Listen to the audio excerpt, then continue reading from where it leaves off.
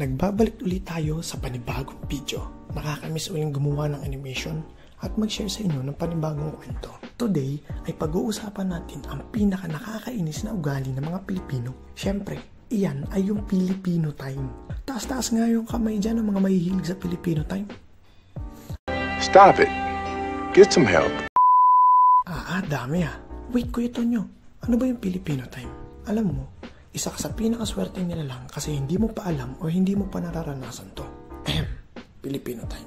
Ugali ng mga Pilipino na laging late sa mga plano.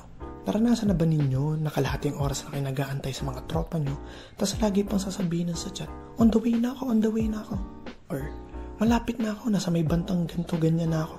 Pero, ang totoo dyan, nasa higaan pa sila at nagising lang sila kasi tumawag ka. O par, asan ka na?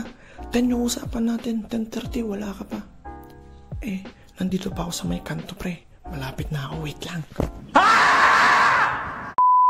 Hindi lang yan sa tropa, pero pati na rin sa mga events.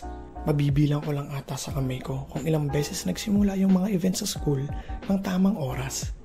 Naglalagay pa nga sila ng mga oras dun hindi nga nasusunod. Yung mga 9 AM start daw, kaya 8:30 nandun na ako. Pero 10 talaga nagsisimula. Heis. Kaya ngayon, sinisimulan ko na rin silang utakan. Hindi naman pwedeng tayo na lang lagi nag-aantay. Siyempre, example nito ay yung sa gala. Pag nag-uusap-usap yung mga tropa, nagagala para naman makapag-unwind at mawala-wala yung stress mo gawa ng school. At yung oras na napag-usapan nyo ay 9, pero alam mo na malilate siya, kaya 9:45 ka umalis. Ewan ko na lang pag ako pa rin ang nauna dito. Lagi na lang ako dapat ako naman yung antay nila. Pero pagdating mo sa tagpuan, asa na sila? 10:30 na. Tas tinawagan mo pa. Uy, asa na kayo? Wait lang, on the way na. Ikaw pa rin ang matagal na mag-iintay sa kanila. Heis. Filipino time nga naman. Huwag natin ugaliin yung laging late at tayo na lang lagi nag-aantay kasi malay mo, baka sila na yung magsawang antayin ka at hindi ka na isama, di ba?